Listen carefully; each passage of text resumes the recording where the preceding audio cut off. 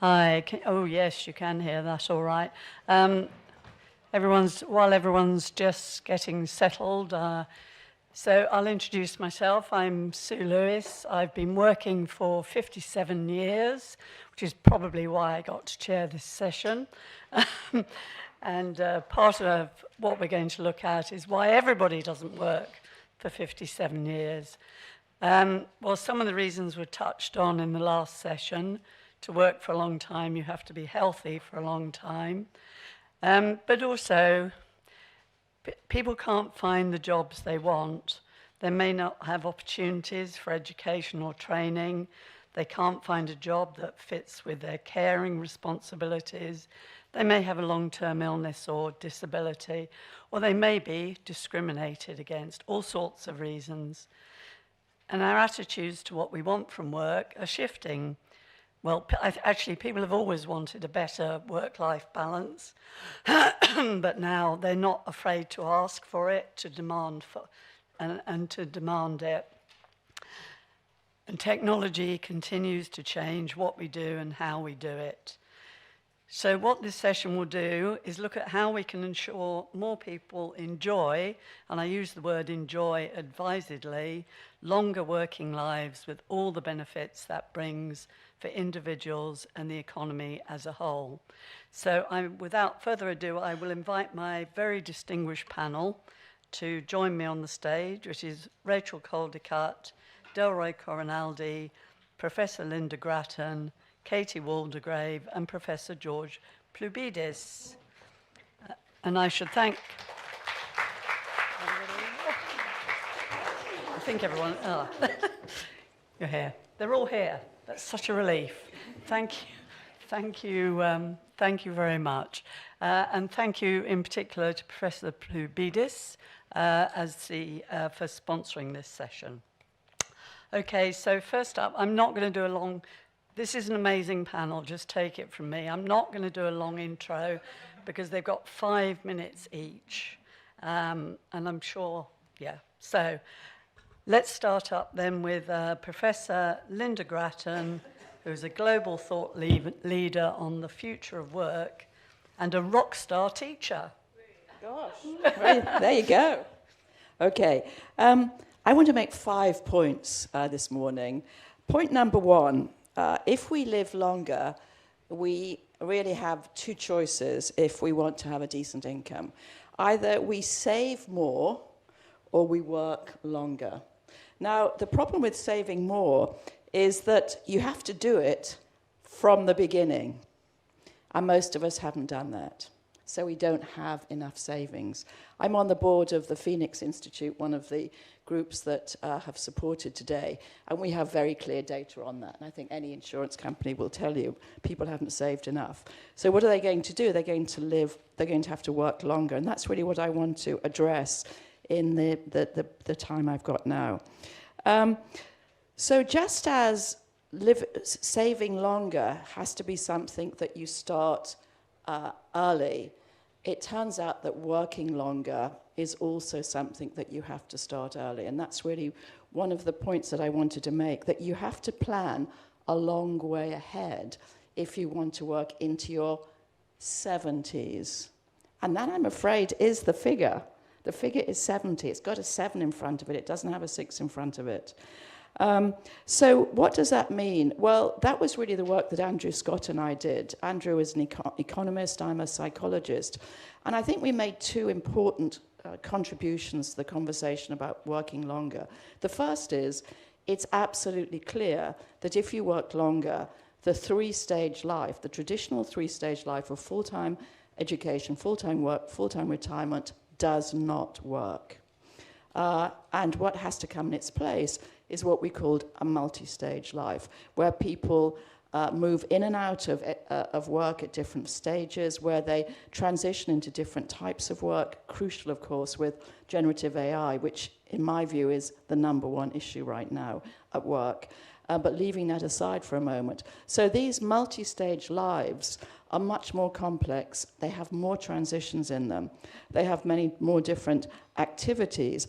But, and here's my third point, they are currently under-institutionalized. And what I mean by that is the government policies, the corporate policies, the social norms do not support a multi-stage life. They support a three-stage life.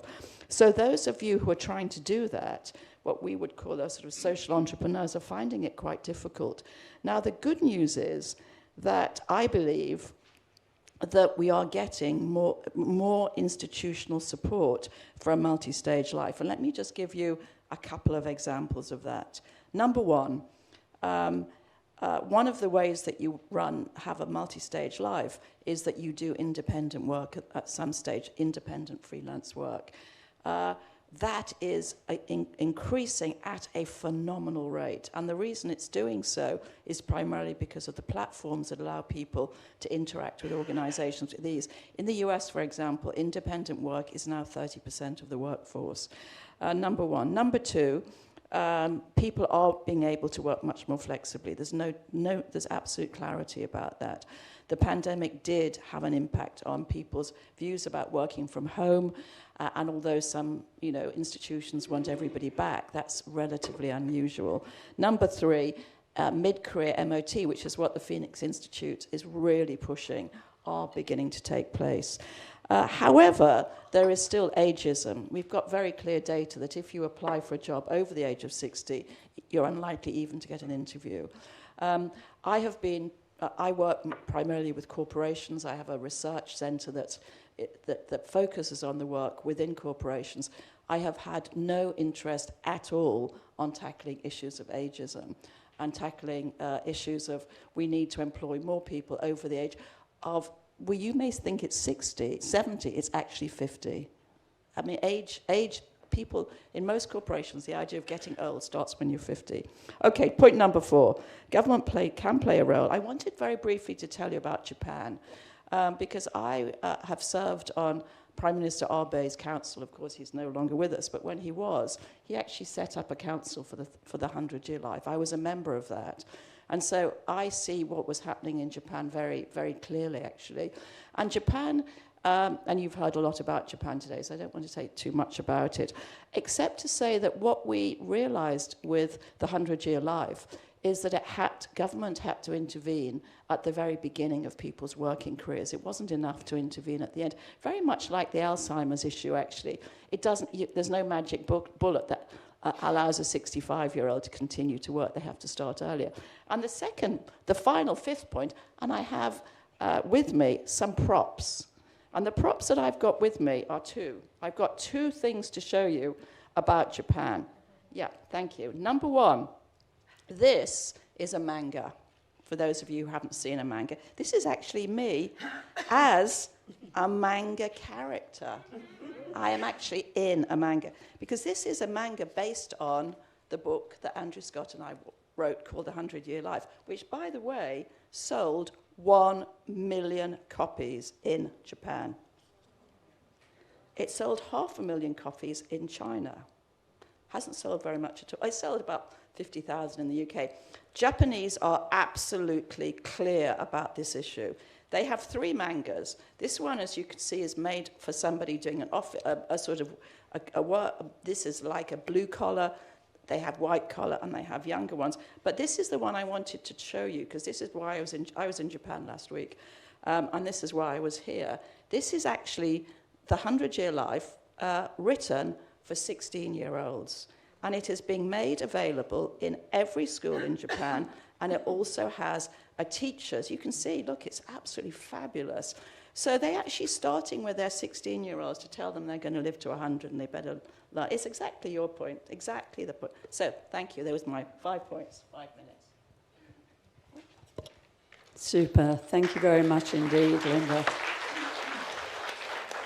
And next up we have Katie Waldegrave, who is the co-founder and director at Now Teach.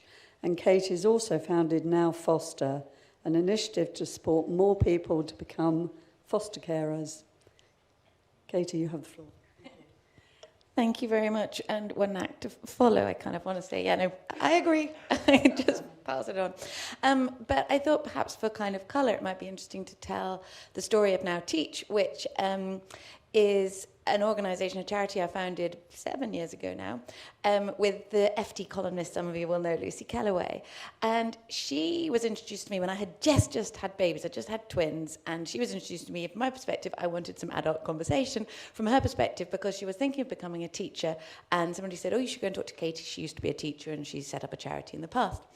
And Lucy came in the morning, and we were holding one of these tiny babies each, looking at them. And in fact, if we were to have anything so pretentious as a founding text, it's Lynda and Andrew's book, because we had both just read it. It was very much sort of that moment, wasn't it? It was everyone seemed to be talking about.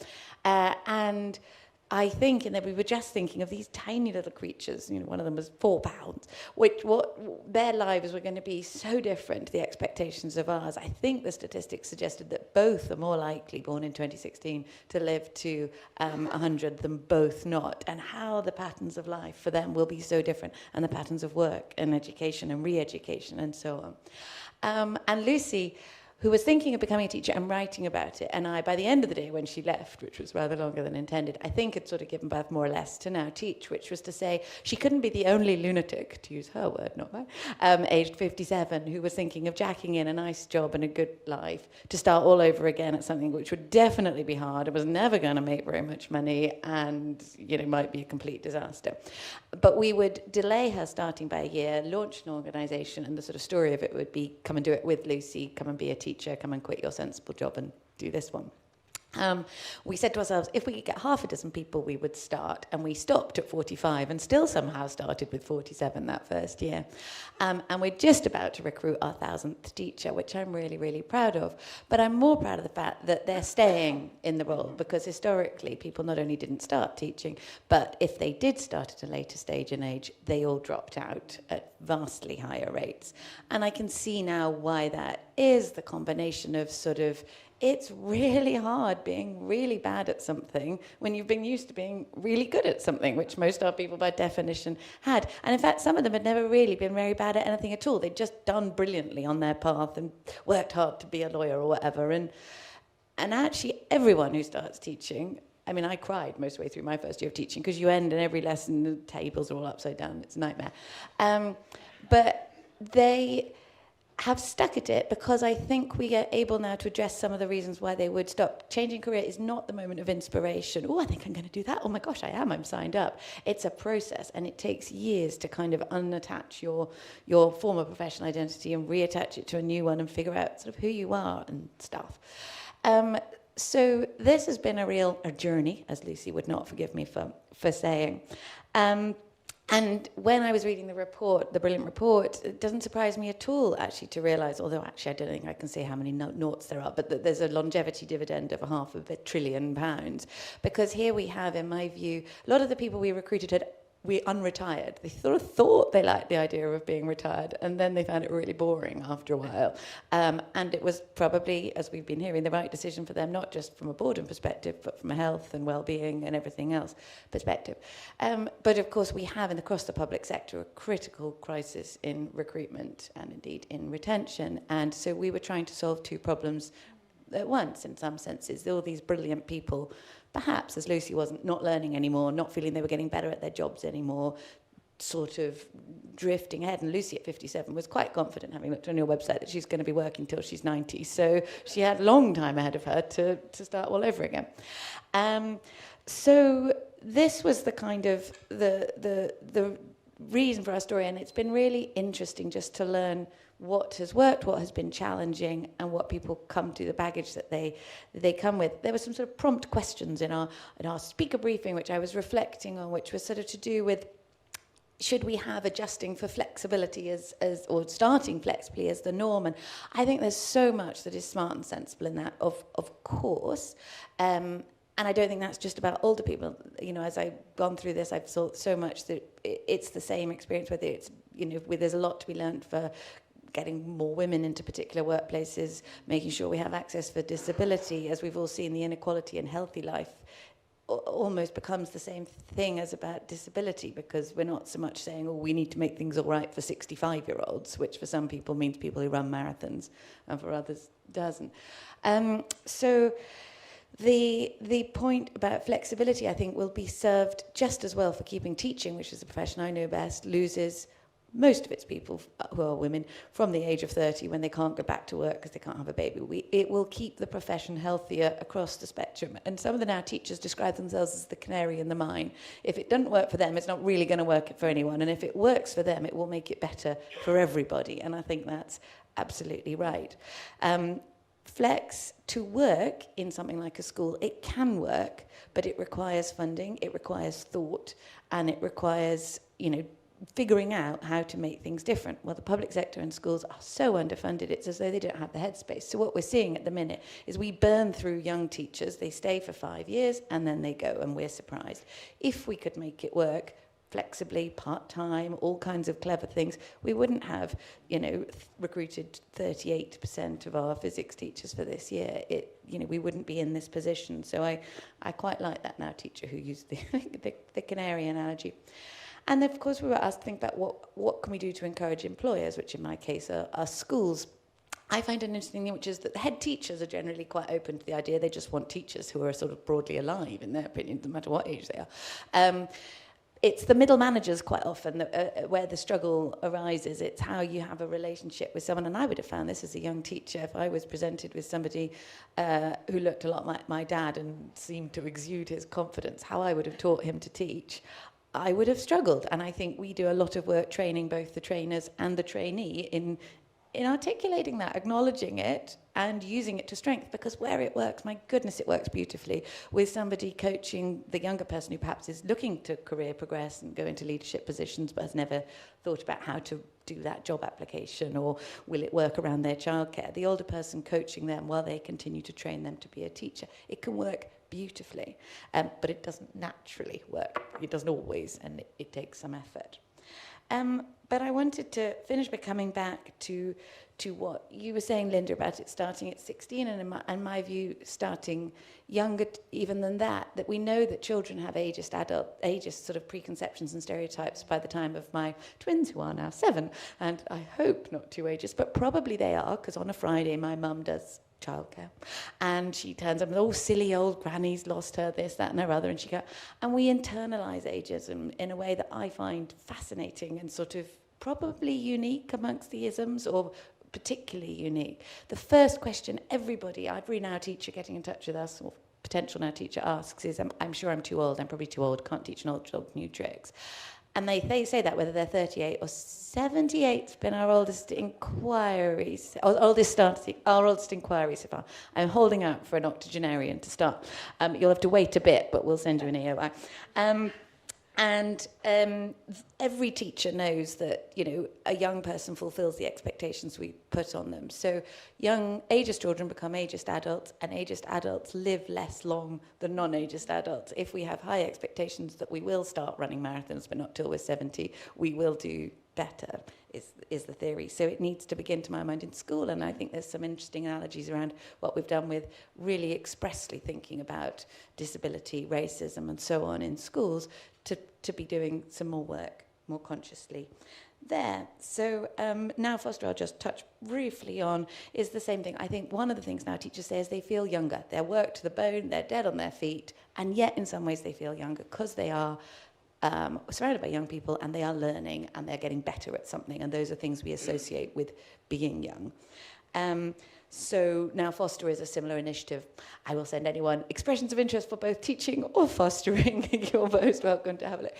Now Foster is about to launch next spring, but I'd love to talk more about that.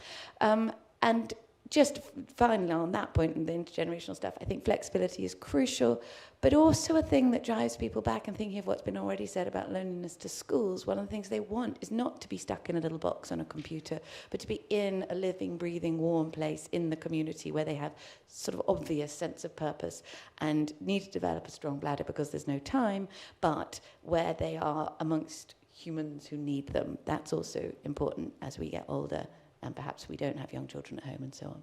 Anyway, thank you.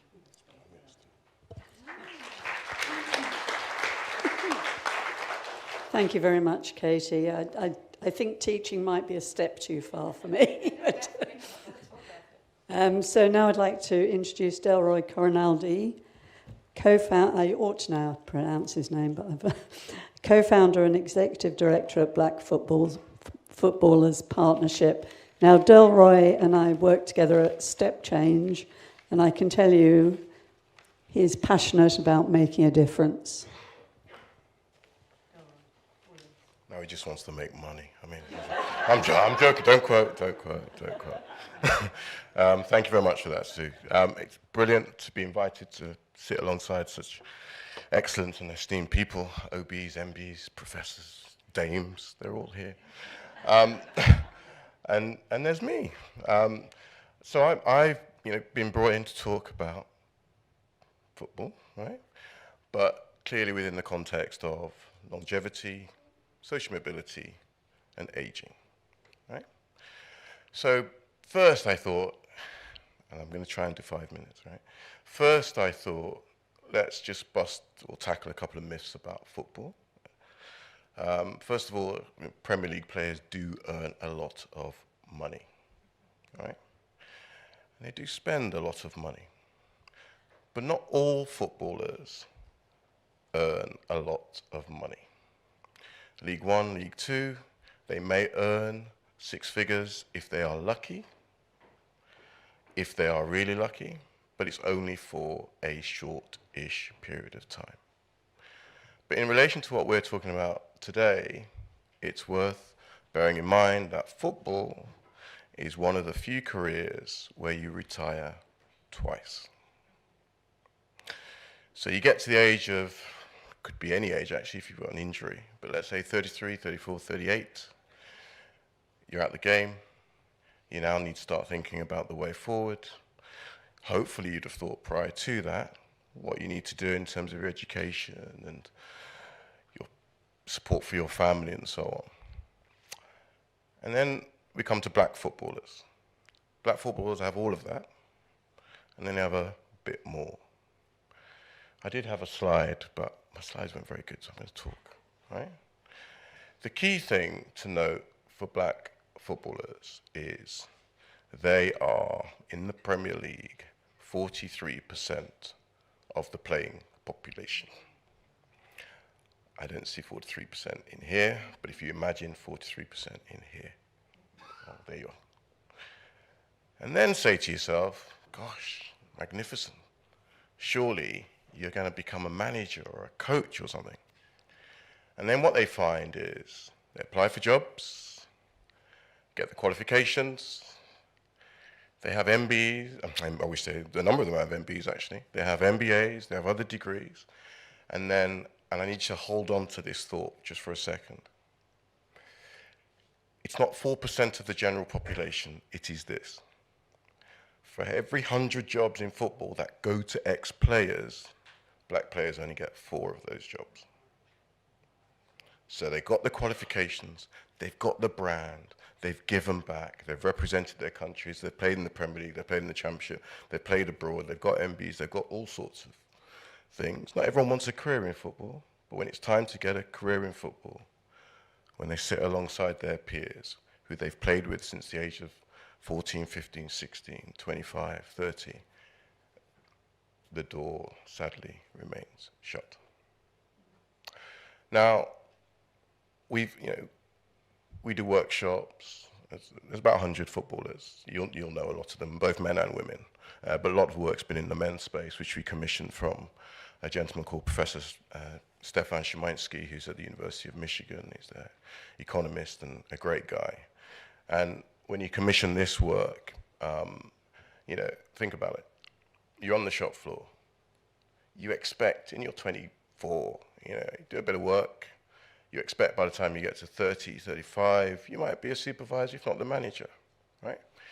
Opportunity in football, prior to a few years ago, you may, as a black person, have got a job at League 2 or League 1.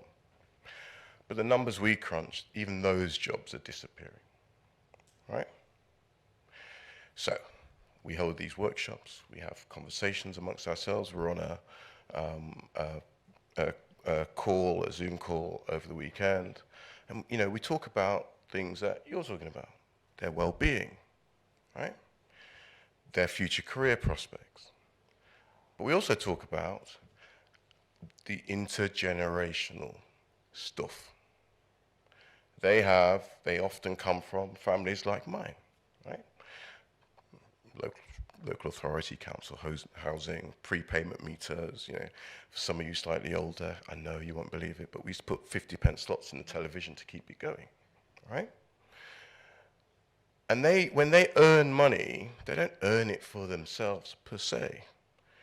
They have to look after their families and their friends and their community, right? They are an inspiration to their community. People look up to them. You all celebrated, I'm sure, Marcus Rashford when he did his wonderful food campaign. And even now it's lovely and glowing, right? But will he get a job if he wants a job in football? Will he get a job in football?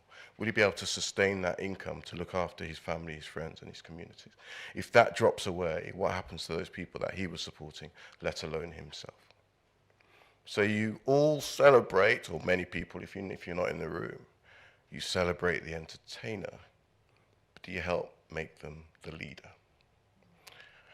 You look at them as leaders, you look at the newspaper coverage, it's plentiful, right?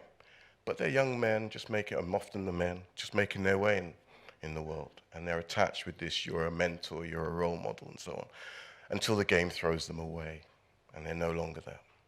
The players want a game based on merit. You all want your jobs, your OBs, your MBs, your professorships, and so on, based on merit. That's all the players want. They are, for those politicians in the room, the most anti-woke people you can get. Merit.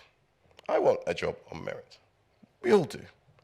But we face these barriers, which are a big challenge moving forward. But black footballers themselves don't just exist in a vacuum. There are black people do.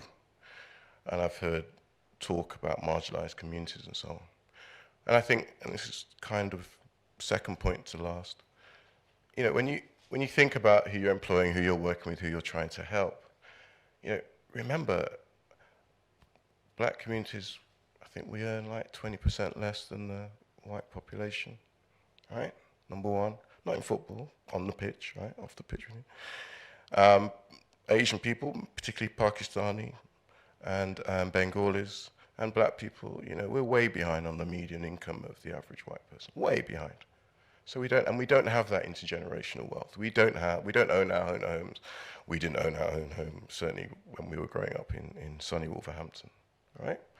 So when you start thinking about great paper, 100 not out, right? And what happens to people as they think about what their future looks like moving forward, right? Think about individuals like that who, footballers, yeah, you might think they've got a lot of money, right? But I tell you now, some of the things in the paper around divorce and various other things, a few million can suddenly become a few million less, right? So please, when you think about your issues and you think about, as the great report says, right? We are all different, right? And I say we all deserve a chance. We all deserve an opportunity. And that means having inclusive policies, whether it be looking through a behavioral lens. I remember working for a facial recognition company, and there were issues there around inclusion and how they went about scoping out people as they were walking through halls, right? So I am not actually a diversity guy, right? My career has not been in EDI. As Sue said, I worked at Step Change. I've worked for various people doing other things. I've worked in corporate life. I've worked in charitable life. I've worked in all sorts. But this issue around black footballers, it just stuns me so much that the data is so clear that, talking about the government are very clear now that football, as much as we celebrate it, we love it, we watch it. More homes than ever are watching it. Billions around the world watch our Premier League. 6.7 billion in a media deal just been done, right? 6.7 billion, right? Got governments from around the world involved in our league. But in terms of treating black footballers fairly, what we have instead is, and this is the government point, we have a football authority that issued data looking at diversity in football, and it started it about 4 years ago, 2020, the COVID, the BLM. And they said, yeah, we're going to make some positive steps forward. And then think it was 2022, they issued an update and they said, we're exceeding expectations, we're doing fabulously well, it's fantastic. We formed in December 2021. We started getting our academics together and we crunched the data. And how can you go from a FA telling us they're exceeding expectation to our report, and we're a voluntary organisation, which said they're failing. 5 months later, they, alongside an organisation called Kick It Out, who also lauded this report, have had to admit it's failing. So we need that honesty, trust from administrators, whether they be in NGOs or they be in non-government organisations. We need that. And then we need government to do what it's suggesting it's doing around the finances of the game, introducing legislation on football governance, which was in the King's speech, but we need them to do something more, and this is what we're talking to the ministers about. We need them to have an independent regulator that looks at the licensing conditions, the way in which it treats people, right? The way in which it treats women, the game treats women. There are issues that have come out about violence in the sport around women. And there are many other issues. So we love the game. The players love the game. We want it to grow. But there are many issues for the players, but also for the big issues you're talking about today: intergenerational wealth, social mobility, inspiring a generation to see themselves in someone else. Then the players don't get the job, so they can't see them. I think I've overdone my 5 minutes. All right? But thank you very much for listening. Thank you very much. Thank you very much, Delroy. And last up in this part of the session, we have Rachel Coldicutt, who's a researcher and strategist specialising in the social impact of new and emerging technologies. And then after Rachel's finished speaking, we need to have a conversation about time. I'm actually going to move over here. We need to talk about time. Hello. Right, I don't have the slides, but I'm feeling a bit sort of low, and I thought it'd be better standing up. So I'm going to talk about something slightly different to everybody else, which is I'm going to talk a little bit about what's happening in the future and what we can expect as we lean into that. And I wonder, did anybody here, was anyone sort of lucky enough or bored enough or whatever to watch the recent conversation the Prime Minister had with Elon Musk? We've got one hand. This is a very different audience to the one I normally speak to. So one of the things that came up there was the idea that we are sort of drifting into a post-work world. Whether or not that is true is another matter, but it is definitely something that people who make technology are trying to make happen. The reasons for that are probably the cause, the contents of a whole other event. It's really based on I think, libertarian approach to freedom, with the idea that we can all be free of work and hand us over to robots.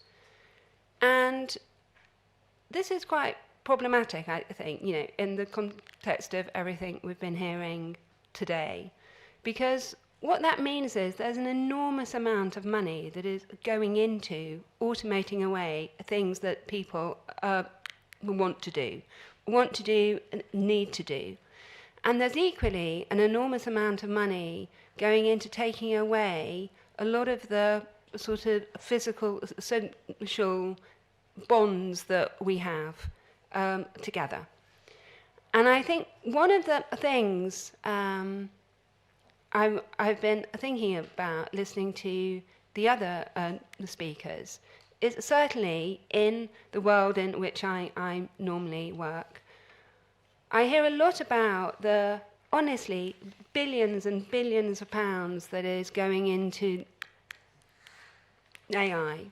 I also work with a lot of organisations who are massively underfunded, who are hustling and working in the margins to do everyday things that people need. And I think even though this is maybe not something that is relevant in thinking about our own day-to-day lives, I think it's really important to tell the story that actually technology is not something that ought to be crafting us, it's something that we ought to be crafting. And I think that actually thinking about what that means in the context of longer lives is something that happens very rarely, other than in talking about robots and automated toilets and that kind of thing, right? Which is not really, you know, that is really about keeping people in their place. And I think the exciting thing about technology is that actually it's something we're all able to use to move out of our place, you know, to be mobile in other ways. And so I have just like a couple of provocations. I'm aware that together we make no sense at all. We're all talking about different aspects of something that's very complex. And so I hope this won't be too random. But I think the first thing is that we saw in the pandemic that technology can enable very different kinds of working, and that comes with pros and cons. I think the first thing is there's a certain kind of remote work and flexible work that is available to people who earn higher incomes, who are in the professional world, and that actually that kind of technologically mediated remote work is not available to people who work in the supermarkets, not available to people who work in the factories, and that actually I think we will see a rising gap and inequality between people who can continue to have a home office and go into work a couple of days a week, and those who are expected to do 40 hours or more in the workplace. And I think it's really important to remember that and be thinking about actually what is the role of lifelong learning. So picking up on Kate's point, that actually if technologies are likely to be coming along, changing the game every 5 or 10 years, that doesn't mean that the thing we have done for 20 years is over. There's a huge amount of expertise that can be carried on and repurposed. But to do that, I think we really need to be asking for institutional support, you know, to make that happen. And actually, to pick up on the point about the long length of the 100-year life, to be thinking about retraining as something that happens again and again and again. It happens when you're 30, when you're 40. It's something that we develop as a muscle now. And I think it's important to think as well about how actually being digitally included is now a really important part of a healthy life. That what digital inclusion means to people at different ages and different stages is completely different.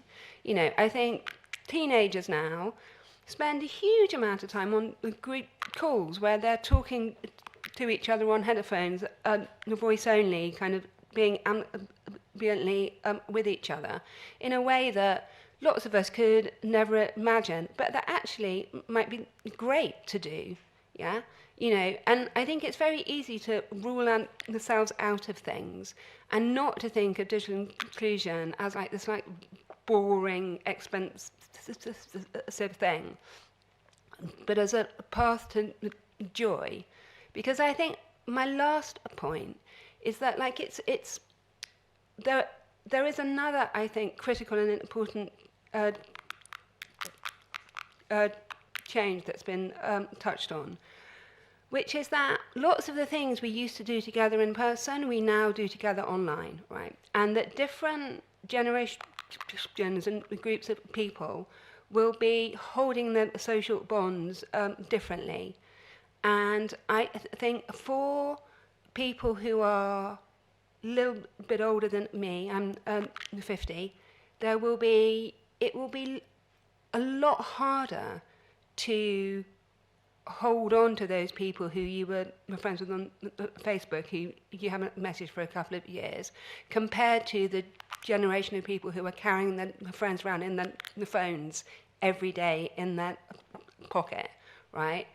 And that not only do we think about what the physical infrastructures are, but we need to think about how to join those up and to take everyone on that journey.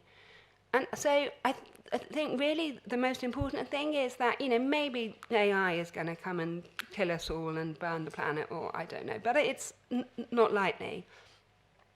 Because really, I think a lot of that is a story, and there's a very compelling other story of happiness, a social connection, healthy lives, and joy that needs to be told as loudly, if not more. So I'm really happy to be here to help do that today. Thank you.